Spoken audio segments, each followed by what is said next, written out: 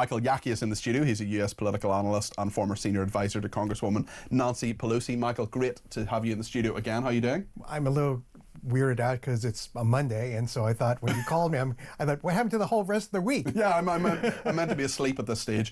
No, Jeremy's usually here, but I'm in for him for a couple of weeks. Lots happening in America. This new book, Original Sin, is coming out, and we were lied to about Joe Biden, weren't we? We were, but you have to think about it. Is it really that extraordinary? It's not that surprising. When you think about, and usually it does happen in a president's second term, right? No one knew about Reagan's Alzheimer's, and people did know about that early on in the second term. Woodrow Wilson had a stroke, and basically his wife Edith ran the country during that period of time. These things have happened, and it's part of what we in the U.S. have called the imperial presidency. Mm-hmm. It's like we're the palace guard. We protect him. I think it's Schlesinger who coined that term in the first place. Exactly, and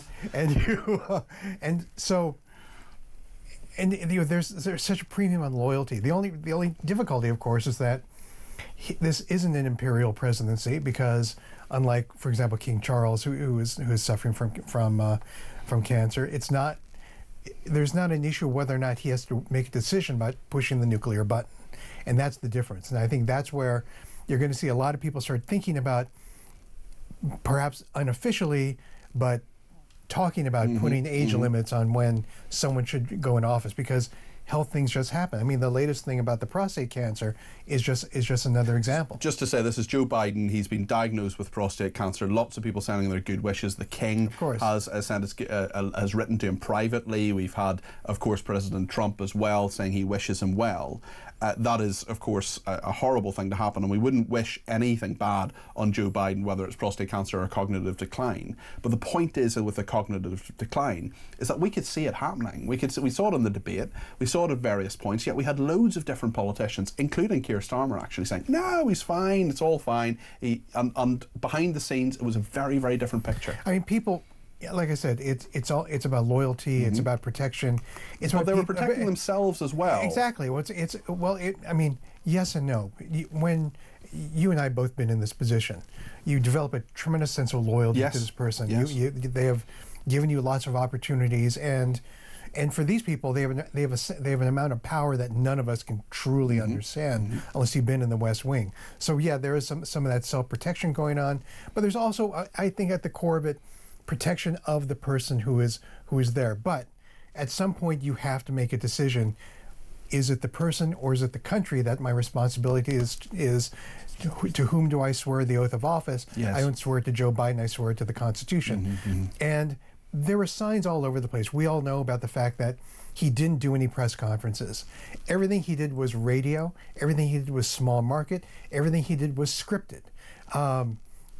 It doesn't take well, I shouldn't say brain surgeon, but it doesn't take someone much to think they must be doing something to prevent some things from occurring, namely freewheeling exchange, the idea that you would get a question and just do it. And then, of course, in that debate, you saw every single flaw, every single defect exposed massively. And Trump didn't even have to really go for him, did he? Trump was very restrained and said in that debate, I'm not even sure, in a very calm voice, he said, I'm not even sure that Joe Biden knows what he's saying. As you and I both know, sometimes the best answer is no answer.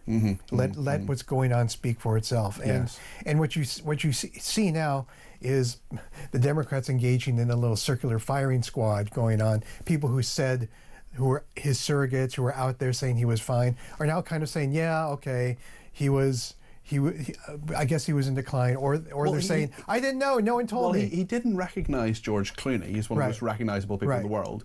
But yet George Clooney went ahead with a fundraiser raising $30 million for Joe Biden's re-election campaign. I mean, there's a number of people here who have questions to answer. But that was at the fundraiser that this happened. And the next thing you know, he's writing an editorial for the New York Times saying, Joe's got to go.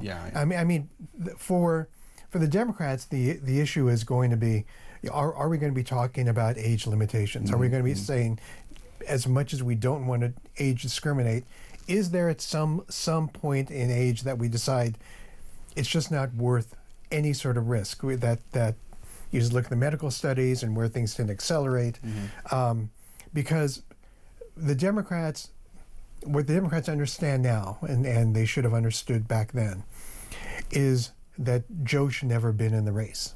And having an open primary, having someone who had the ability to really take on Donald Trump other than Kamala Harris, or it might have been Kamala Harris who would have had the benefit of an entire campaign season. But you would have had a lot more people like Gavin Newsom, the governor of... Josh Shapiro, lots of Mark Kelly. There are a lot of people who would have been in the game. And primaries, as you know, have a tendency to sort of weed people out. And in 2019, Kamala Harris was weeded out really fast. So these are all the things that people are talking about. But it all comes down to one simple question. Is your loyalty to the person or to the office? And if it's to the office, you have an obligation to come forward or quit. Trump has been speaking, the current President Trump has been speaking to Vladimir Putin as we've been on air, actually. That phone call has finished. We don't know what's in it, of course, but we do know that we were told it would focus on ending the bloodbath in Ukraine. The two men talking can't be necessarily seen as a bad thing, I would imagine. Do you think we're closer in regard to some form of resolution? Is Trump, clearly Trump is engaging with this. He wants it to work in some way. Well, I think he wants it to work, but this is my disagreement with the president in terms of this. This isn't a situation where there are two sides to the story, and we've seen this flaw in the president before. You know, the two sides in Charlotte. They're very good people on both sides when it came to that racist protest in Virginia back in 2017. We know what happened in Ukraine. We know who attacked whom. We know what they're doing. We know from our own intelligence data where the atrocities have occurred. And to just sort of say, I'm going to be a neutral arbiter and I'm kind of sick and tired of both sides not trying to reach an agreement, well, that's not really that may be what, you know, a mediator may say in a divorce proceeding.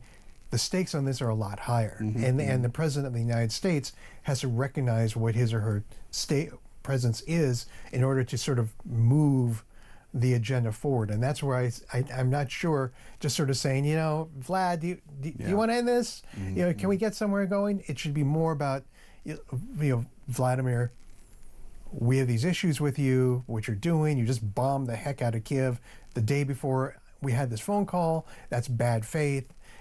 I'm considering doing X, Y, and Z extra sanctions unless you start doing something. We haven't heard any of that. Instead, we just sort of hear a lot of talk about, well, he shouldn't do that, it's bad, and a lot of low expectation pre-inoculation going on before the call. Hopefully, I mean, but I would love to be surprised. I think all of us will love to be surprised. We're told the pair spoke for more than 2 hours, and the call Putin has called informative, frank, and very useful, according to a Russian news agency. So we'll see what comes out of that. Michael, thank you. Thank you for coming in. Great to talk to you, Peter. About American politics, as always, and global politics as well. That's Michael Yaki there.